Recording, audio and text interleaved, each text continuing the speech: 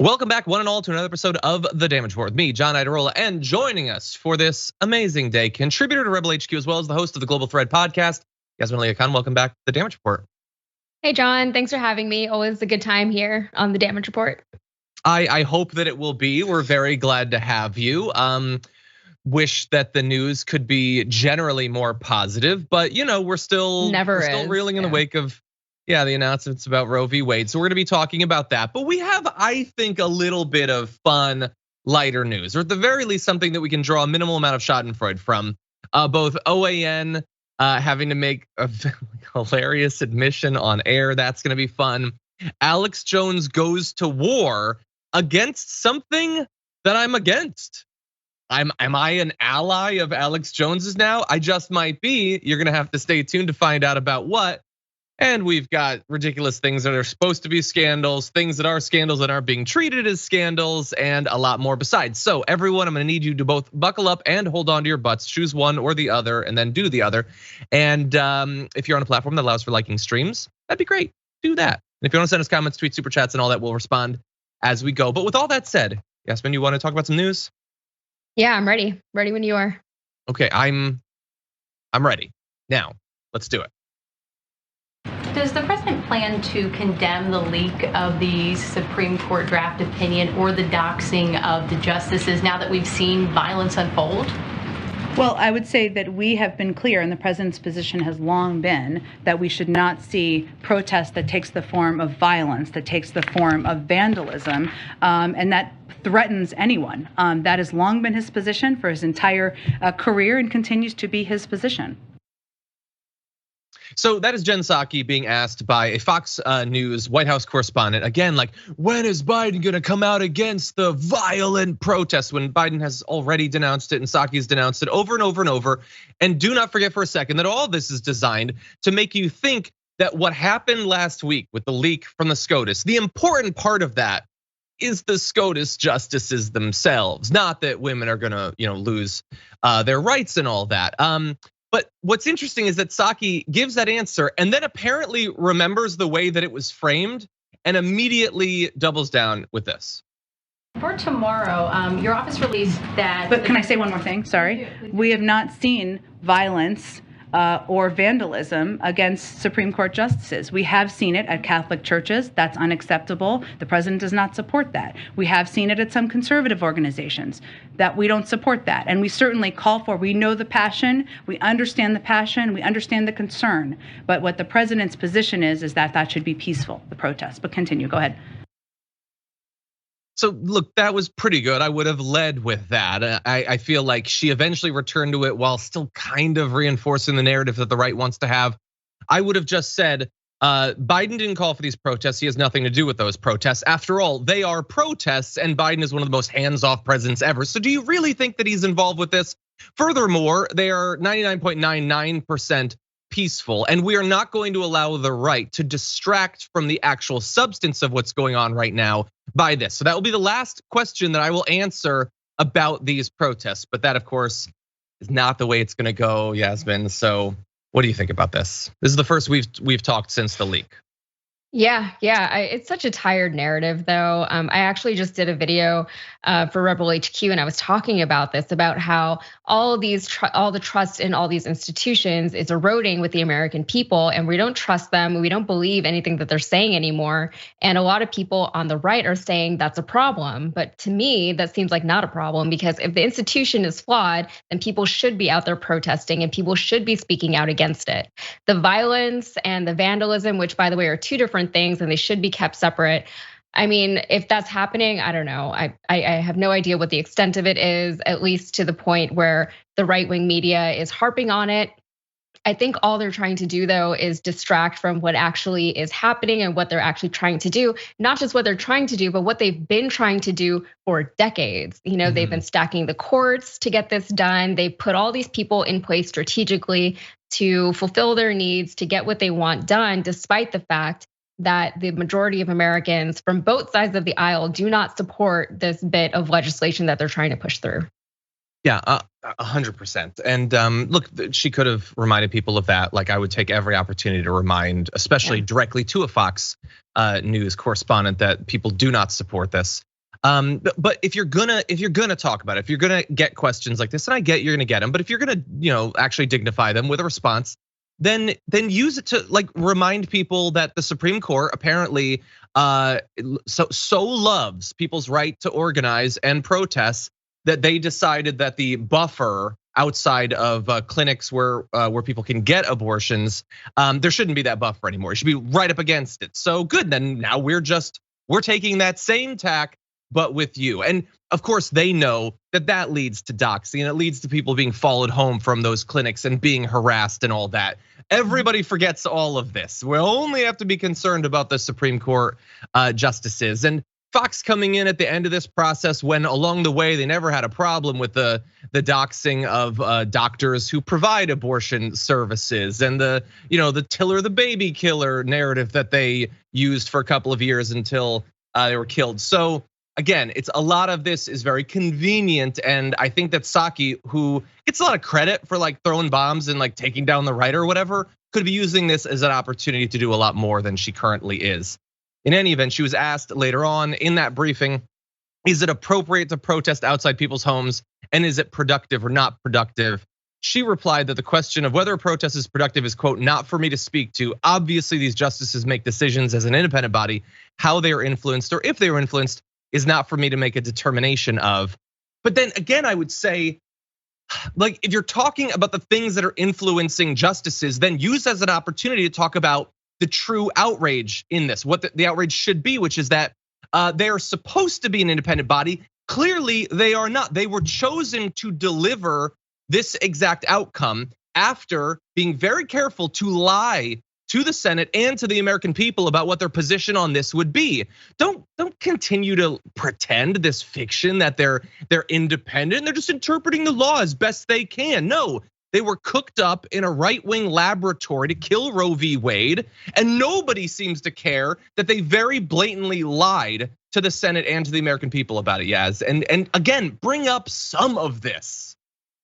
Yeah, and the fact that they're trying to ask questions around how productive protesting is also a big problem, because protesting is one of our rights as Americans. We can and we should protest whenever something is happening with the government that we don't like, right? We're the people, they work for us, not the other way around. And people keep forgetting that, or at least people on the right keep trying to make people forget that, right? So as far as whether or not it's effective, that comes down to the government. Are you listening to the people? Do you see this huge outpouring of unsupport for whatever it is that you're trying to do? And is that going to affect your decision making? And unfortunately, we can protest as a matter of solidarity to show the world even that we don't support what our government is doing. And I think all of that is important and it matters and it's helpful, but also none of it really matters, because if people are still gonna vote or not vote the same way that they've been doing in the upcoming elections, then it doesn't really matter, right? These politicians can do whatever they want and still be secure in the sense that they're not gonna lose their seat in the midterms because people are still going to vote the way that they always vote. Yeah, certainly a fear. And don't you love that it's always like every time they say that the Democrats will say that they want people to be fired up, of course, but then the second that there's organizing, is that the way to do it? I don't know. It's inconvenient. Can't you like protest over there? Like in that shadow, can't you just do it there? Wouldn't that be convenient? Oh, but we'll still totally pay attention and cover it, and we'll totally be swayed by it and everything. And by the way, like, I like to point out when we've been wrong or whatever, but I also like to point out when we're being consistent. It was a month or two ago, the trucker protests were going on. How many times while covering that did we say, of course they have the right to do this? Like, we defended their right to do that so long as they weren't violent. So again, no, there is no legitimate way to protest if you're on the left, or even in this case, it's broader than just the left, because it is not just the left that wants reproductive rights, but they just love to pick it apart and criticize it. There's no solidarity, even from people who like to cosplay occasionally that they're on our side. In any event, all of this, I guess, is moot, because the US government, which can be super slow to do anything when the things that are on the line are minor issues, like whether people will be able to vote or whether there'll be funding for COVID or if you'll have your reproductive rights. Those are minor things. They take a long time to act. But for important stuff, like the right freaking out over the SCOTUS, they act immediately. A bill to grant additional security for the families of US Supreme Court justices unanimously passed the Senate Monday. Some things can happen quickly and bipartisanly. The Supreme Court Police Parity Act would provide police protection to the immediate families of the 9 justices and other officers of the court if the, quote, marshal determines such protection is necessary. And look, I got nothing against them having protection, but I also think that asking for this bill and passing it so immediately, again, plays into the narrative that the right wants, which is there is radical stuff going on right now, but it's not setting our rights back to the 1930s or whatever. It's not that. It's the protest that's radical. That is what I don't like when they continually play into that. If there's like legitimate intelligence that says that the Supreme Court justices have actually been threatened, if they're actually concerned, then fine. But just bowing down to the right and letting them determine what the news cycle is going to be on this, I think, yeah, it's just a horrible cell phone. Yeah, and especially after the insurrection, how many Democrats and even Mike Pence, how many of their lives were actually put in danger and then weren't any protections put there? So by them saying that they're going to give protections to these 9 justices, whether or not they need it, the narrative is already there that it's presumed that they wouldn't be doing this unless it was needed. We don't know if that's the case. We haven't heard anything confirming that that is the case. We haven't heard about any death threats that have been lobbed against them, anything credible at least. So it doesn't really matter because they're going to report whatever they want to do and they're going to enact certain things, and it's all meant to just distract from what's actually happening. They're trying to make the story about something that it just isn't. Exactly. Now, really fast, I want to jump into an example of how we've gotten to the point where all the questions are about this sort of thing. So let's start off with this video. The Chief Justice, of course, denounced the leak and asked the Marshal of the Supreme Court to investigate. But were you surprised that all 9 justices didn't unite to issue a statement condemning it? And would that have made a difference? I think they're probably still shell-shocked. I've heard that Justice Alito has been taken to an undisclosed location with his family. The others have had their security ramped up. I would hope that all 9 of them issue a statement soon. Well, you raised this issue, and I think it might startle the audience. You said Justice Alito and his family have been moved for their security. I have heard that security has been stepped up for the court in general. Do you think that we live in fanatical times, okay? I know that, and all it takes is one crazy person to do some harm. But are you saying that there's a really increased level of concern about that potentially happening? I mean, we are in uncharted waters, unfortunately, and the activists who see this as Armageddon, as something that is completely illegitimate, beyond the pale. Desperate times require desperate measures. There's the publication of all the justices' home addresses on a website. I hope for the best, but you have to plan for the worst. Wow, that is a serious charge. Alito and his family having to be moved to an undisclosed location. That is obviously very serious. You could see the host that was on with Ilya Shapiro, who made that claim, was shocked by it. Not like shocked enough or took it seriously enough to ask where he was getting this information from or what the evidence was, but he was shocked, and in fact, quickly everybody was shocked. It pretty much spread almost immediately. Conservative media outlets picking it up, saying that there are these rumors that they had to be moved. The thing was, what Ilya Shapiro said was apparently the genesis of the entire thing. Said it on some radio interview and then went on Fox and said it. And so Fox News had the interview that immediately began conversation on Fox about it. Breitbart had the headline, Justice Samuel Alito moved to undisclosed location. Not rando right winger says that happens and provides no evidence. They just said it happened. It was a thing. It was written by a former Trump administration officials, cited reports around DC, which means literally a guy saying it in the DC area. Now, Ted Cruz picked it up. He tweeted, shameful. The Biden White House is encouraging this lawless mob intimidation. And Senator Mike Lee said public officials should never have to fear for their safety for doing their jobs. Like when a crowd is like storming the barricades to come hang you. He didn't have a problem with that, of course. Here's the issue.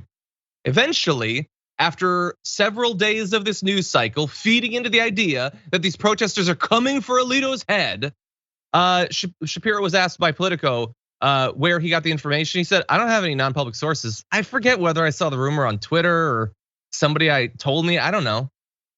Yeah, I mean, why would you remember something minor like whether a Supreme Court justice had to be moved to a secret location that you thought was so serious and credible that you brought it up in multiple interviews you did, but I don't remember. Maybe I saw on a Reddit or something. Who knows, Yaz? Who knows? But they already got their news cycles out of it.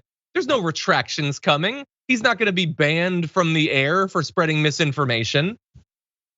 No, I mean, that's the thing that drives me crazy about this whole strategy from the right wing that we've been seeing since before Trump was even in office, right? It doesn't matter what the sources is, as long as you put it out there, someone will pick it up and it'll spread like wildfire. And then even if there is a retraction, which there usually isn't, doesn't matter because the story's already out there. And then the right has become so conspiratorial about their beliefs that it's almost like, oh, well, maybe that is what it is, but they didn't really want you to know, so they retracted it because they had to retract it, that kind of thing to save face.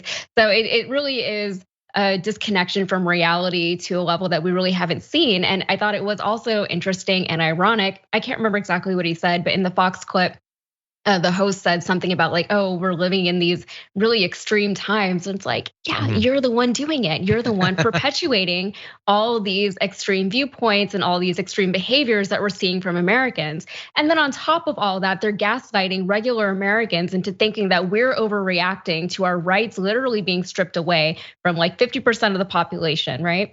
And they're making it seem like we're the ones who are being unreasonable. Clarence Thomas, he even said that, the younger Americans have a hard time accepting things that they don't like. That's not what this is. This is not what this is. This is our rights being taken from us. It's unconstitutional, it's unfair, and it's very regressive. And this is nothing that we don't already know. This is all very common. This is a problem, and they're trying to make it seem like we're the ones overreacting to them overreaching into our actual bodies, not just our lives, but into our bodies. 100%. Yeah, he's talking about like we're in radical times. If he'd been on this show, I'd been like, yeah, we are in radical times. I mean, they're literally overturning Roe v. Wade. Isn't that pretty radical after all this time? And it's your position that you hold is so incredibly unpopular, and you've tried for more than half a century to get the American people behind you, and you've failed utterly every step of the way. Yeah, radical times, radical undemocratic times. In any event, what we're gonna do now is we're gonna take a slightly early first break. We come back, Nancy Pelosi, Democratic leader. We're going to dive into her leadership and some of the issues, sort of driving the news in the last week after this.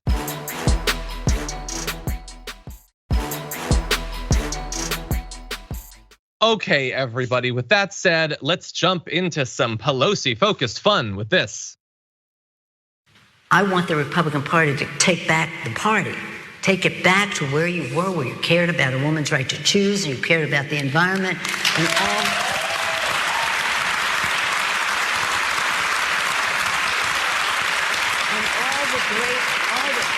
hey, here I am, Nancy Pelosi, saying this country needs a strong Republican Party, and we do. Not a cult, but a strong Republican Party. So that is Nancy Pelosi, who I will remind you, if you're new to American politics, is supposed to be one of the longtime leaders of the Democratic Party. Very, very interested in a strong Republican Party. As she said there, this is me saying we need a strong Republican Party, but it's also her having said that over and over and over again. Credit to Emma of the Majority Report for compiling just some of the times that she said this. You can see in September 30th, 2020, saying one of my prayers is that the Republicans will take back their party. The country needs a strong Republican Party. The following September, it's like a September like tradition of hers. She said, I say to my Republican parties, take back your party. The country needs a big, strong Republican Party. And I say that as a leader in the Democratic Party. Don't have it be a cult of personality on the extreme right. And then earlier this year, February 9th, take back your party from this cult. Take back your party. America needs a strong Republican Party and a strong Democratic Party. Oh, look, she finally mentioned the Dems, but it has been hijacked.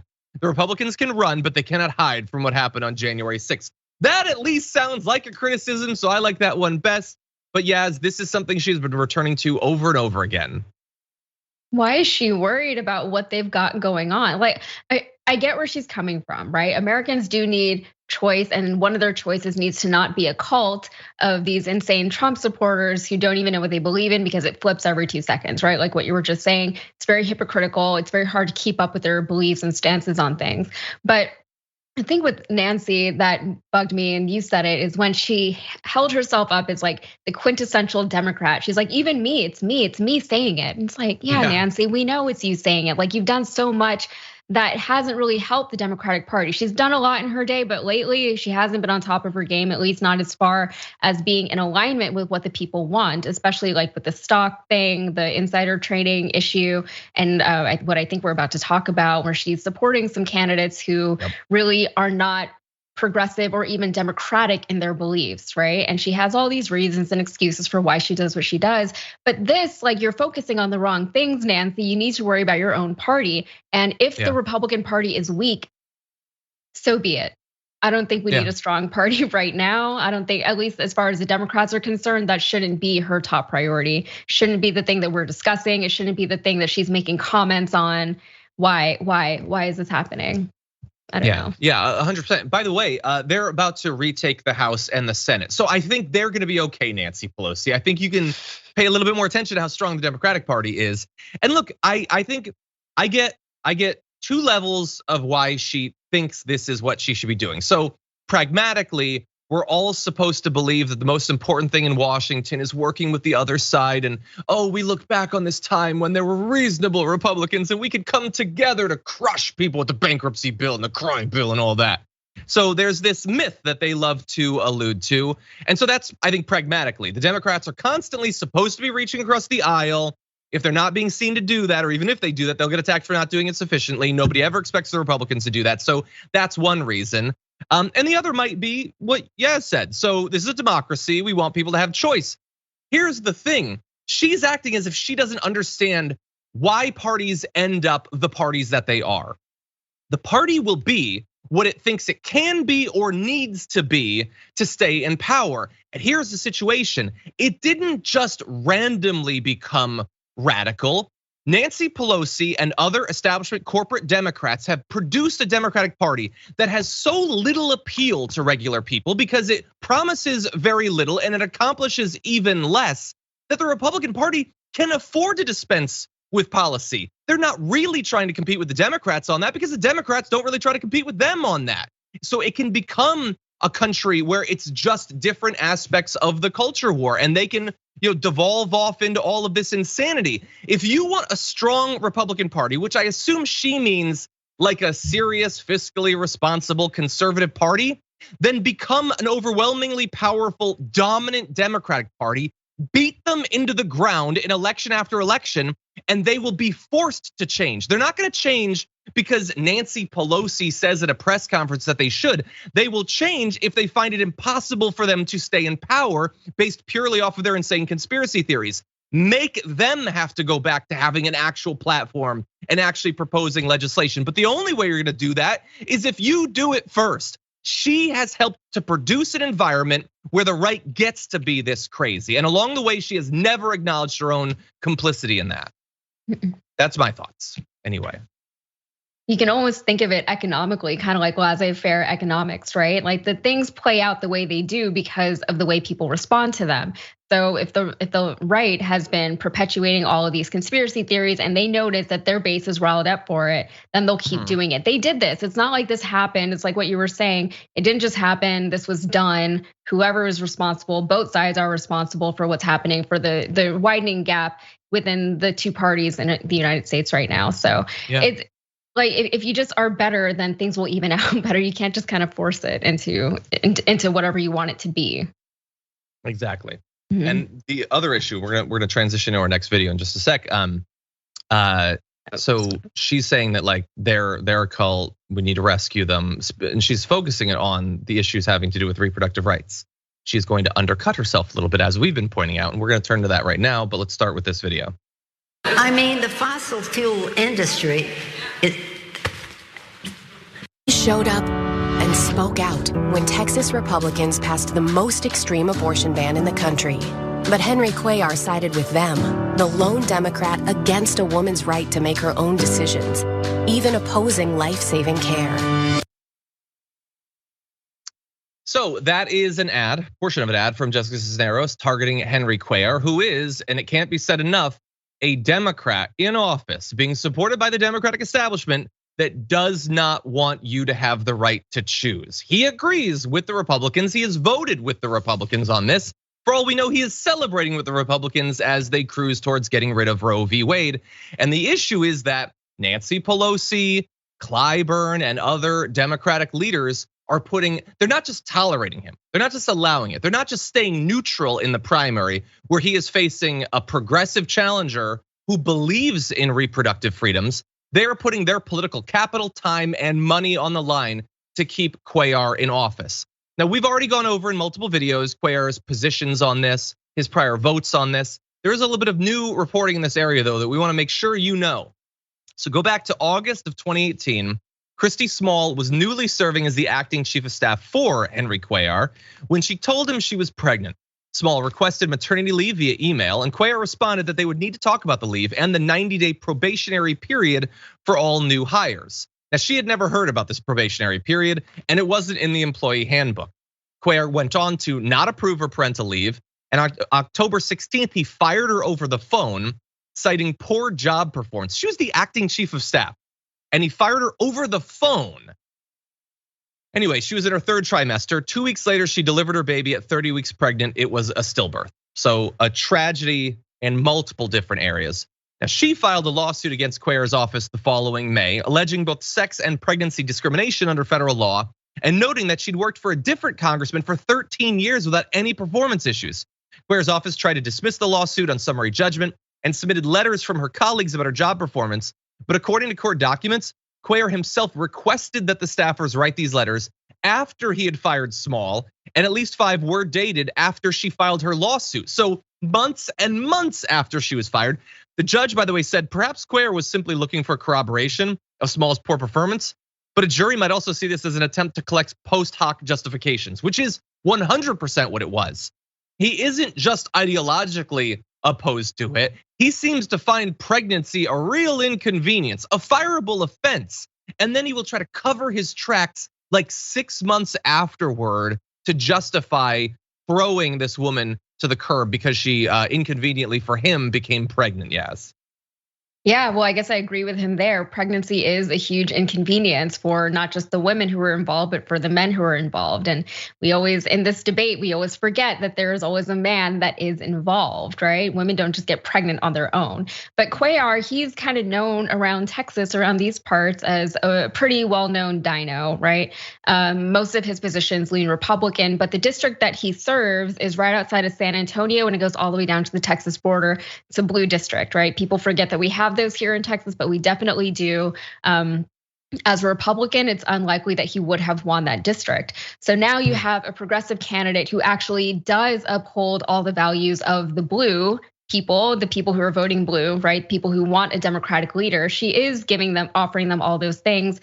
And she didn't lose by very much in the last election, right? It was like a frustratingly close election. I think she lost by not even 3,000 votes in the district, which is not very much. But hopefully this year she has more press behind her. I've seen her a lot more in national news stories, not just here in Texas.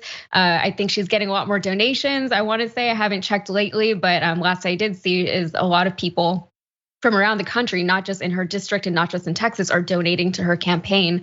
And it really is unfair, especially whenever this guy is still upholding these anti-abortion stances, even since the leak of Roe v. Wade, and Nancy Pelosi is still supporting him. She keeps saying that she just, bar none backs the incumbent, but we also know that that isn't true. She's inconsistent there. So and even if that is the reason, then what is her endorsement worth, right? If all she does is just back whoever the incumbent is, that's not much of an endorsement. Yeah, which by the way is how she would label her endorsement strategy, so that we like trying to disarm criticisms of who she tries to endorse. But that of course isn't the case. She throws it behind certain incumbents and not others. She's not helping Ilhan Omar like right now. Like, she's involved in certain ones. And I hope Cisneros is doing everything she can. There's a lot of money that's floating in the other side. It should I think it should look terrible for Nancy Pelosi that she is spending this time after the leak, like rallying for this guy. But the issue is, who's talking about it? Mainstream media, are they asking her constant questions about this? Are former Pelosi supporters getting fired up on Twitter? Why, of all times, to support this guy? How about you go behind Cisneros? She's an actual Democrat and supports reproductive freedom. You can't, but again, it just never materializes. They don't talk about it. She's not gonna face any tough questions about it. There's not gonna be a press conference. She and Clyburn can just endorse this guy and then move on.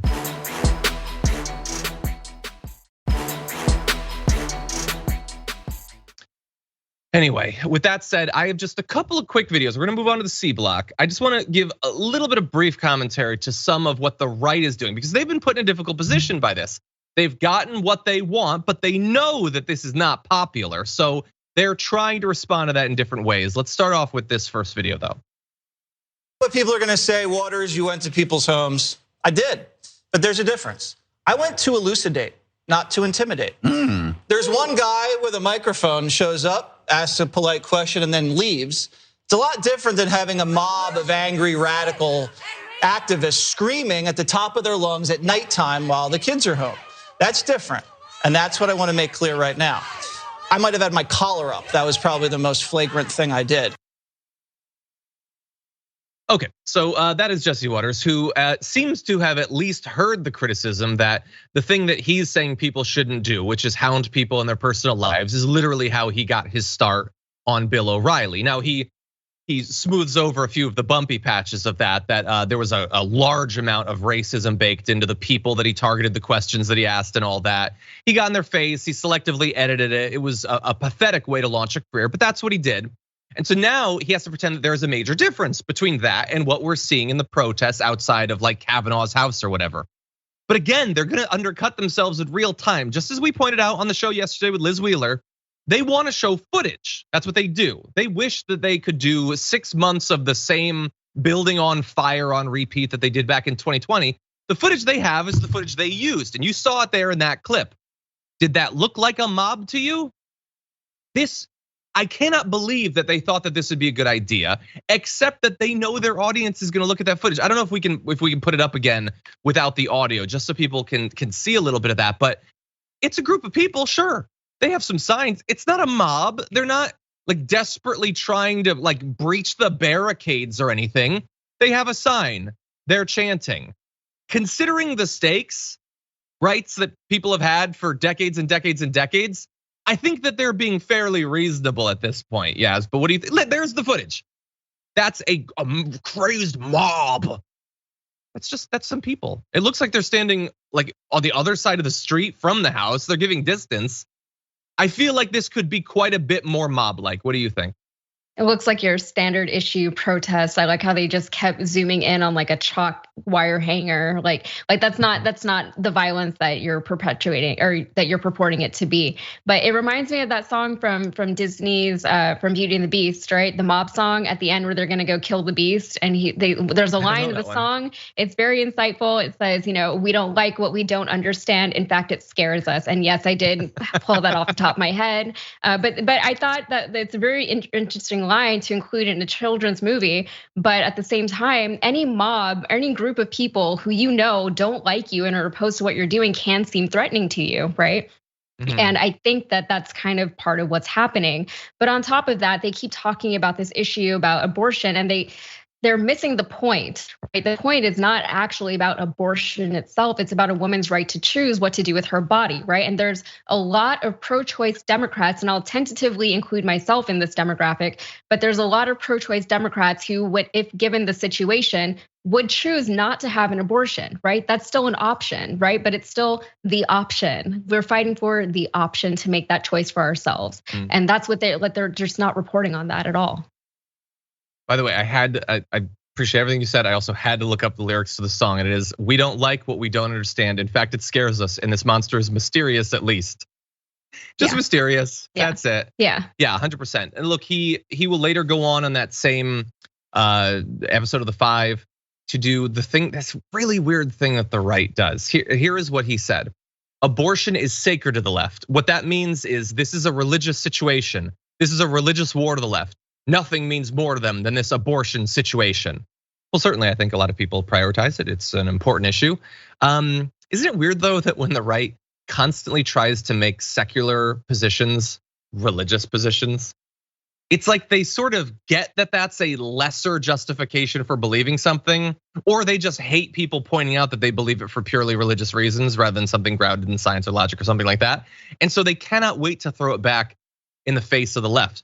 Your position on climate change is a religious position. This is a sacred thing to you. It can't simply be that we believe that people deserve dignity, they deserve a level of independence and privacy, particularly when it comes to things like what happens to their own body.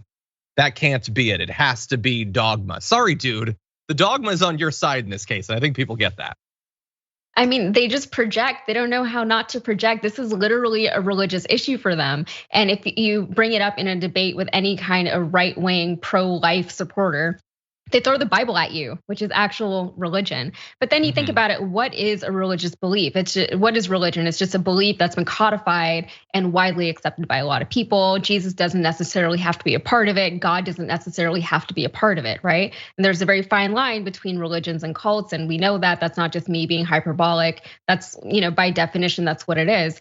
So maybe it is religious in that sense that this is a very strongly held and widely held belief amongst a lot of people, not just here in the United States, but around the world. And if it's good enough for them, then it's good enough for us.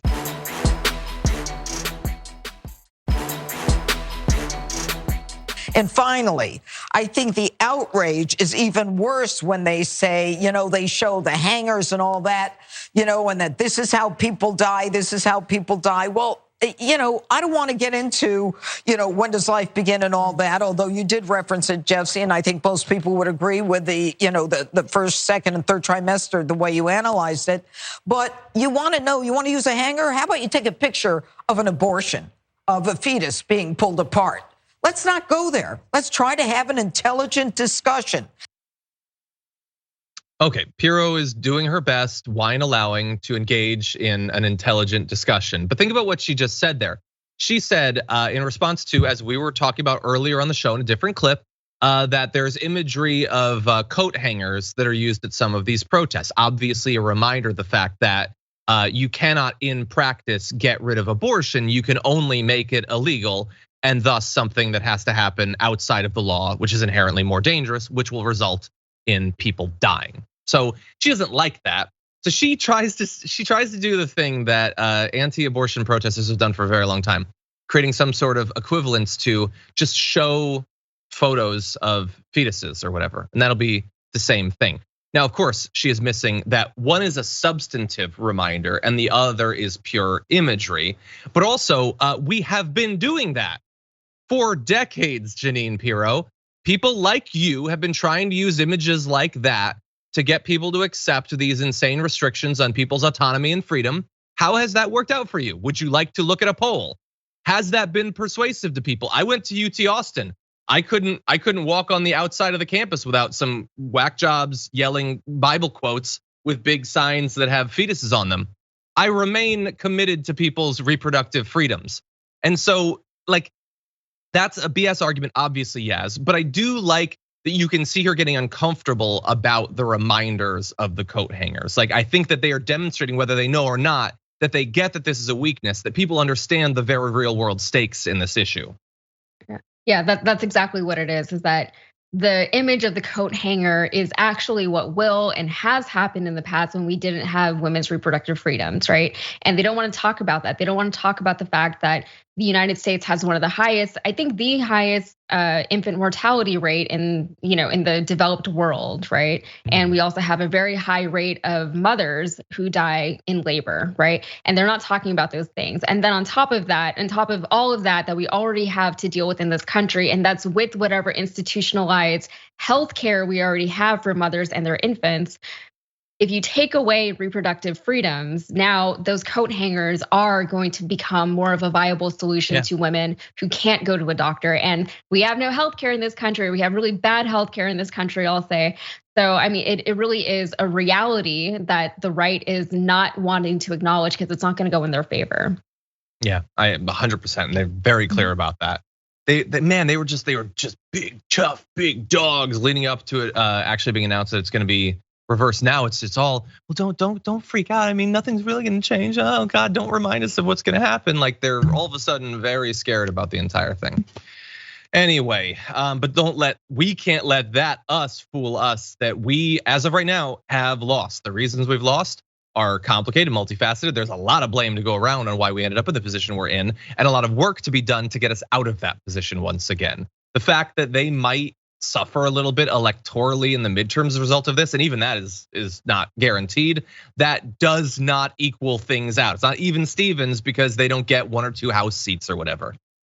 Anyway, with that said, we're gonna take our second break of the hour. When we come back, OANN are terrible people, and it is just delicious to see them have to admit something on air that they really don't want to. We'll have that for you after this.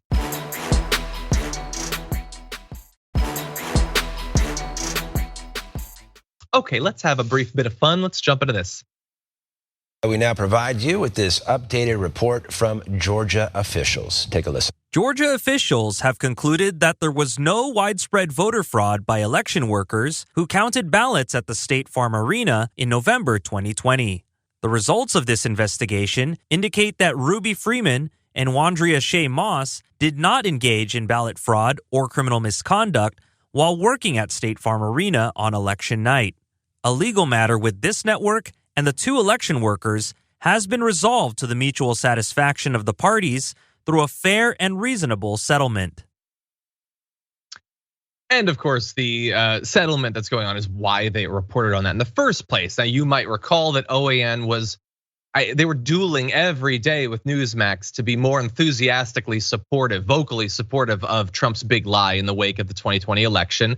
They were making incredibly bold claims about voter fraud, about Dominion and Smartmatic and Hugo Chavez and the ghost of Captain Crunch, and everybody was trying to steal the election until the lawsuit started to come, because to us, Newsmax, OANN are so obviously not professional news organizations that they seem to have internalized that and didn't get that you can't make very specific, repeated defamatory claims about major corporations without potentially running into some legal trouble over that. So they've been sued. They've been sued for literally billions of dollars, and now they did that little minor acknowledgement, Yaz, for like 30 seconds.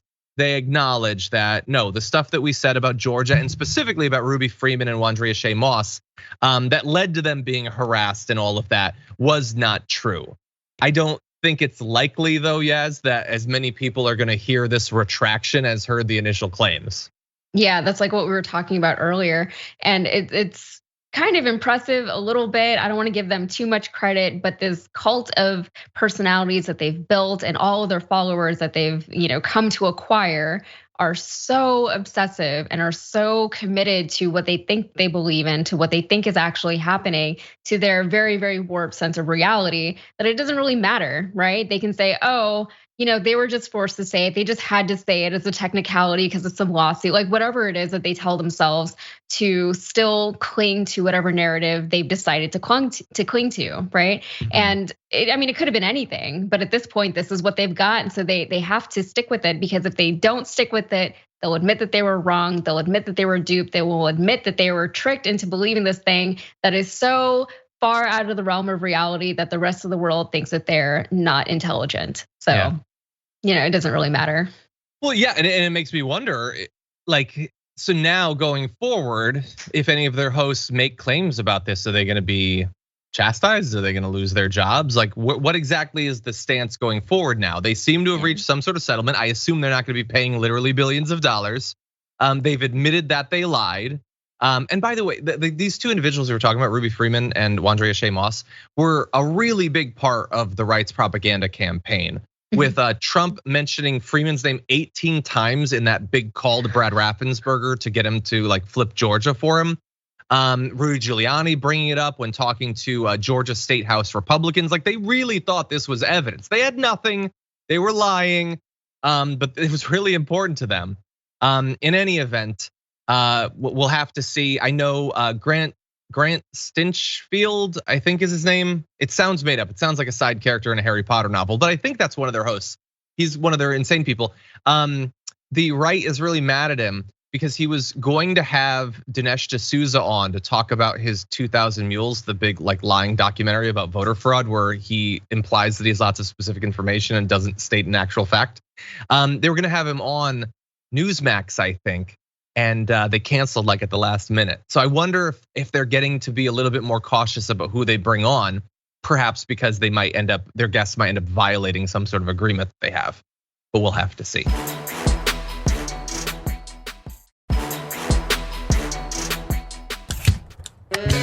My father taught me how to handle my first gun. I taught my son Oliver how to do the same. I've been shooting and hunting my whole life. So when people say I won't support guns, they're dead wrong. Boom! Other conservatives know that I'm strong on the Second Amendment. Ted Nugent, Rick Perry, President Trump. But our Second Amendment is not just about hunting. It's about our constitutional right to protect ourselves from intruders or an overly intrusive government. So as your next US Senator, I will fight for our constitutional rights. That period in Dr. Oz's campaign where he has to do the so embarrassing video of him with guns. I've totally done this thing before. I've held one of these doohickeys, and I think it's good for shooting a moose and also an FBI agent, perhaps. What else can I say? Do you love me? Will you vote for me now? Are you buying this from Dr. Oz? He was slinging like silver pills on Oprah for years and years, and then presumably going to mow down some chipmunks. Who's buying this at this point, Yasmin? Dr. Oz makes me particularly crazy, I think. And he has for a long time, right? He's always been a grifter. He's made a career off of being a grifter. This is just new grifting in a new territory. And it was just so funny because he's really trying to sell this idea that he's just like this man who's out there hunting all the time. And he definitely shot down that whatever it was that he shot. Mm-hmm. I don't know. I'm gonna say it looked staged. I'm gonna say that wasn't him who made the shot, but I don't know. But the Dr. Oz that I know I have. Did not. And I bet there is, like, you saw that the shot of him with the handgun and the little target moved. There is a person under a layer of grass with a string going. Guarantee it. He didn't shoot that target. It's so egregious and just terrible. And Oprah should answer for this guy. She did this to us. Mm-hmm. It's her fault. Yep, she elevated him. Grifter's gonna grift, Yeah, and by the way, it's not like if we didn't have Dr. Oz, it's not like there would be some reasonable non-grifter it would have been somebody in his else. Place. But Dr. Oz is just so blatant. Like from the beginning of this thing, he's a carpetbagger. He doesn't even live there. He has no connection to the place, and now he has to come in and ignore everything that he's previously said. So we were gonna do yesterday. He's like now totally against any taking COVID serious measures, anything like that. He made so many videos early on in the pandemic about how you should wear masks and all of this stuff. So he's gotten rid of all of his medical credibility or whatever. On guns in the past, he now says he strongly supports the Second Amendment. In the back, he's saying we need to fund studying gun violence, which is 100% true. He voiced support for red flag laws, which make all the sense in the world.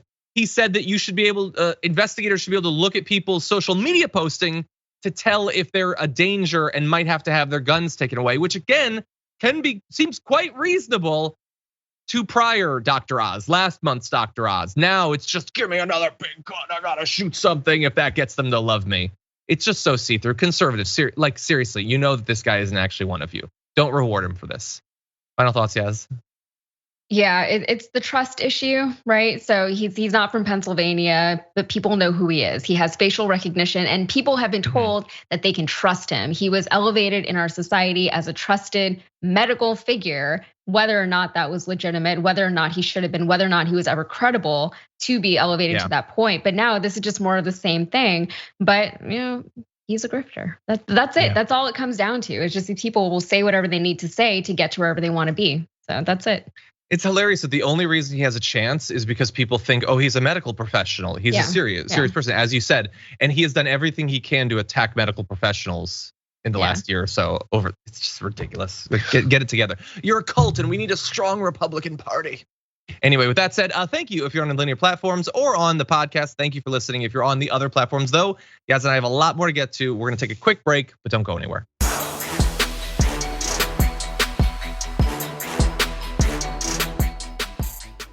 Thanks for listening to the full episode of The Damage Report. Support our work, listen ad-free, access members-only bonus content, and more by subscribing to Apple Podcasts at apple.co/TYT. I'm your host, John Adarola. I'll see you soon.